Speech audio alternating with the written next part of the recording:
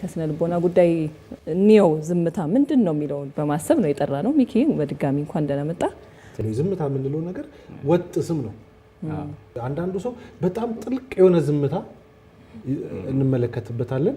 አንዳንዱ ደግሞ ለሆነች ወቅታዊ ነገር ያን የዝምታ መልስ ሊሰጥ ይችላል። እንደው ዝምታ አይነት ደረጃ አለው። በስነ ልቦና ብዙ አይነት የዝምታ ደረጃ ወጣቶች አሉ። በስነ ልቦና ሳይንስ አብዛኛው ከስነ ልቦና ችግሮች፣ ከስነ ልቦና ህመሞች በተለምዶ የአእምሮ ህመም ከሚባሉት ጋር ተያይዞ ዝምታ እንደ አንድ ምልክት የሚታይባቸው ከሆነ ደረጃ ሲያልፍ የሚታይባቸው ሁኔታዎች ስለሚኖሩ ከዛ ጋር ተያይዞ የወጡ መለኪያዎች አሉ። በነዛ ተለክቶ እንደ ምልክት ተወስዶ የሚያስፈልገውን ትሪትመንት ለመስጠት ለዛ ሰው ክሊኒካል ካውንስሊንግ ላይ ክሊኒካል ሳይኮሎጂስቶች ይህን ይጠቀማሉ። ከማህበራዊ ተግባቦት ጋር በተያያዘ የተቀመጠ ደረጃ አለ። መቼ ነው ዝምታን እስከምን ድረስ ነው ጤናማ የሚሆነው፣ ከምን በኋላ ነው ደግሞ ጤናማ የማይሆነው የሚለውን ለመለየት ያህል ከማህበራዊ መስተጋብር ከማህበራዊ ተግባቦት ጋር በተያያዘ የተቀመጡ ነገሮች አሉ።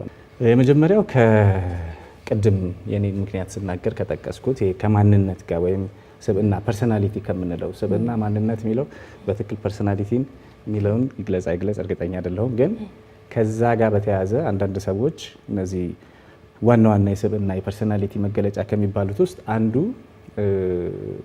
ሰዎች በሶሻል መስተጋብሩ ውስጥ የሚሰማቸው ስሜት በውስጣቸው የሚሰማቸው ስሜት አንዳንዶች በሶሻል መስተጋብር ውስጥ የበለጠ ይነቃቃሉ፣ ውስጣዊ ኃይላቸው ይጨምራል እና በጣም ደስ የሚል ስሜት ይሰማቸዋል። እንዲህ አይነት ሰዎች እንዲህ አይነት ጓደኞች ያው ካሏችሁ በቀላሉ ትለዩዋቸዋላችሁ። ዛሬ ደብሮኛል፣ አስጠልቶኛል ወይም የሆነ መጥፎ ስሜት ውስጥ ነኝ ብለው ይመጡና ልክ መጥተው ጓደኞቻቸው ጋር ሲቀላቀሉ ያ ሁሉ ይጠፋል፣ ይረሱታል፣ መጫወት መሳቅ ይጀምራሉ። ኢነርጂያቸው በጣም ሀይ ነው የሚሆነው እና እንዲህ አይነት ሰዎች ኤክስትራቨርዥን ወደሚባለው የሚያደሉ ወይም ኤክስትሮቨርትስ የሚባሉት አይነት ሰዎች ናቸው። በተቃራኒው ደግሞ ከሰዎች ጋር መስተጋብሮች ሲበዙ ወይም ተግባቦት ሲበዛ ብዙ ሲናገሩ የውስጥ ኃይላቸው ወይም ኢነርጂ የምንለው እያነሰ እየቀነሰ የሚሄድባቸው ደግሞ ሰዎች አሉ። በቃ በአስተዳደጋቸው በተፈጥሯቸው ሊሆን ይችላል፣ በተለያየ ምክንያት ስብዕናቸው በዚህ መልክ የተቀረጹ ሰዎች አሉ እና የዛ አይነት ሰዎች በብዙ ሁኔታ ዝም ወደ ማለት ሊያደሉ ይችላሉ። ማለት በተፈጥሮ ዝምተኛ ነው ይሄ ሰው የሚባል አይነት ሰው ማለት ነው እና አንዱ እሱ ነው፣ ከማንነት ከስብዕና ጋር የተያያዘ ነው። ሁለተኛው ደግሞ ከብስለት ጋር የተያያዘ ዝምታ አለ። ከሽበት ሊሆን ብስለት በእድሜ ይመጣል። አሁን እንኳን መመለጥና ሽበት የሁሉም እየሆነ ስለሆነ ብስለትም ደግሞ በእድሜ አይመጣም። ብስለት እድሜ በጣም ትልቁ ፋክተር ነው። ግን እውነት ነው በልጅነትም በሳል የሆኑ ደግሞ ሰዎች አሉ፣ አድጎም ደግሞ አይመስልም አለ። ስለዚህ በብስለት የሚመጣ ዝምታ አንዱ ደግሞ ከብስለት ጋር የተያያዘ ዝምታ ምንድነው? በጣም አስተዋይ የሆኑ ሰዎች በእድሜ ትልቅም ትንሽም ሊሆኑ ይችላሉ። አስተዋይ የሆኑ ሰዎች ከመናገራቸው በፊት ነገሮችን ከብዙ አቅጣጫ ማየት፣ ለአድማጩ በሚመጥን መልኩ መናገር ይፈልጋሉ። ብልሃታቸው ደግሞ ከፍ ያሉ ሰዎች አሉ፣ ኢሞሽናል ኢንተለጀንስ የምንለው ማለት ነው። እንደሱ አይነት ሰዎችም እንደዚሁ የሰዎችን ስሜት መረዳት፣ የተናገረበትን ስሜት መረዳት፣ ከዛ ደግሞ ተገቢው ምላሽ መስጠት፣ ያ እነሱ ላይ ያሳደረውንም ስሜት መረዳት የሚፈልጉበት እንደዚህ አይነት ሰዎች ዝም ሊሉ ይችላሉ፣ ወይም ደግሞ ሊዘገዩም ይችላሉ። ከመናገር ሲናገሩ ዘጌት ብለው ሊናገሩ ይችላሉ። ግን ጠባይ ነው የሚናገሩት፣ በደንብ ታስቦበት ስለሆነ እውነት ነው። እና ሁለተኛው ደግሞ የሳይኮሎጂካል ሴፍቲ የምንለው ነገር አለ። የስነ ልቦና ደህንነት መሰማት ጋር የተያያዘ ከሳይኮሎጂካል ሴፍቲ እና ከግጭት አፈታት ጋር ተያይዞ ሰዎች ዝም የሚሉበት አጋጣሚ ደግሞ አለ። ይሄ የስነ ልቦና ደህንነት የምንለው ምንድን ነው? አንድ ሰው ከሆኑ ሰዎች ጋር ሲሆን ወይ ከሆነ አካባቢ ላይ ሲሆን በጣም ሀሳቡን እንደፈለገ የሚገልጽ ስሜቱን የሚገልጽ በደንብ የሚግባባ ይሆንና አንዳንድ ቦታዎች ላይ ስትወስዱት አንዳንድ ሰዎች ጋር ስትወስዱት ግን ዝም ማለትን ይመርጣል።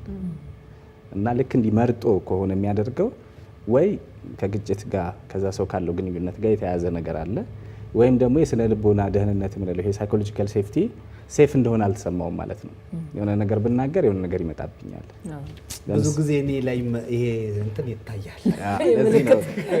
ለዚህ ነው አቆመህ ማዳመጥ እንደዚህ ነቃም ነው እያየሁት እና የስነ ልቦና ደህንነት የሚለው በተለይ በመስሪያ ቤት አካባቢ፣ በቤተሰብ ውስጥ፣ በጓደኝነት ውስጥ ይሄ በደንብ ሊታሰብበት ይገባል ብዬ አምናለሁኝ። ብዙ ቦታ ትኩረት አይሰጠውም እና የሆነ ሰው በሰጠው ሀሳብ ስሜቱን በመግለጹ ምክንያት ብቻ ወዲያው የሆነ ነገር የሚወረወርበት ከሆነ ተጽዕኖ የሚመጣበት ከሆነ ከጊዜ በኋላ ያንን በመፍራት ዝምታን ይመርጣል ማለት ነው። ሌላ ቦታ ግን ተጫዋች ሊሆን ይችላል፣ ሌላ ቦታ ተናጋሪ ሊሆን ይችላል። ግን እንደው ይሄ ዝምታ ማብዛቱ ራሱ አንዳንድ ጊዜ ምናልባት ያን አያስተጋጉልበትም ወይ?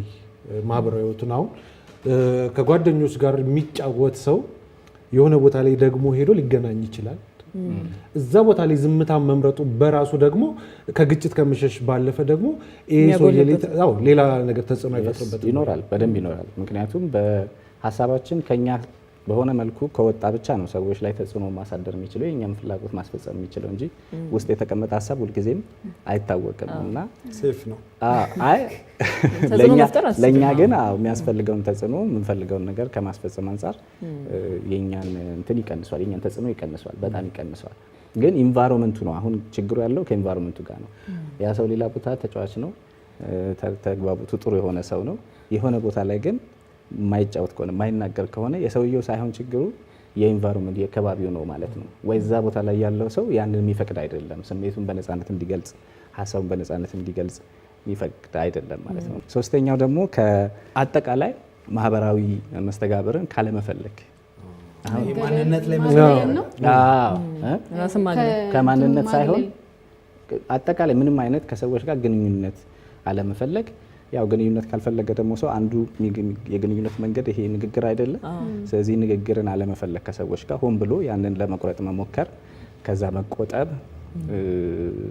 የሚለው ነው ሶስተኛው ደግሞ የሚሆነው ማለት ነው። እና ያ ብዙ ጊዜ ከስነ ልቦና ችግሮች ጋር የተያያዘ ነው። በተለይ በአሁኑ ጊዜ ስነ ልቦና ችግሮች በከፍተኛ ሁኔታ በወጣቶች ላይ እየታዩ ያለበት ጊዜ ነው እና ከዛ ጋር ተያይዞ የብዙዎቹ የስነ ልቦና ችግሮች አንዱ ምልክት ይሄ ነው። ራስን ከማህበራዊ መስተጋብር ማግለል፣ ብቸኝነትን ማብዛት፣ ብቻን ማብዛት መፈለግ አይነት ነገር አለ እና ይሄ ምን ይፈጥራል? ተፈጥሯዊ የሆነ የመጀመሪያ የተግባቦት ክህሎቱንም ወይም ባህሪውን እያሳጣው ይሄዳል ያን ሰው ማለት ነው። ከጊዜ በኋላ የሚመጣ ለውጥ ነው ይሄ። ከዛ ደግሞ ሰው መርጦ የሚሆን አይደለም ማለት ነው። ከሁሉም ሰው ጋር መገናኘት አለመፈለግ፣ ያን ፍላጎት መቀነስ ሲሆን ይሄ በቀጥታ ብዙ ጊዜ ከጭንቀት ጋር ከድብርት ጋር ሌሎችም የስነ ልቦና ችግሮች ጋር በቀጥታ የሚያያዝ ነገር ስለሆነ ይሄ ትኩረት በደንብ የሚፈልግ ነገር ነው ማለት ነው። ለምሳሌ የሆነ ጥሪ ምናምን ሲደረግለት ኑ ቡና ጠጡ ከሚለው ጀምሮ እስከ ትልልቅ ሁነቶች ኑ ሲባሉ ሰው ብዙ አለ አይደል የሚሉ ይሄ ወደዛ ይሄዳል። በሁለት መንገድ ልናየው እንችላለን። ቅድም ያልኩት ከማንነት አንጻር አሁን ኢንትሮቨርትስ የምንላቸው ኢንትሮቨርዥን ባህሪ ያላቸው ሰዎች ብዙም አይወዱትም። ይሄ ድግስ መሄድ፣ ሰዎች መሀል መቀላቀል፣ ብዙ ጊዜ ራሳቸውን አሟቸው ደክሟቸው ነው የሚወጡት ከእንደዚህ አይነት ቦታ። ይረበሻሉ እንዲያውም። ስለዚህ ዋናው ነገር ምንድን ነው?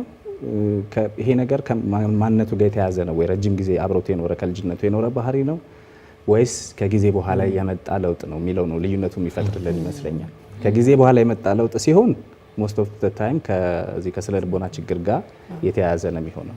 ማንነት ግን ሲሆን ያው ከልጅነት አብሮ የሚያድግ ስለሆነ በደንብ የሚያውቁት ሰዎች ይህን መለየት ይችላሉ።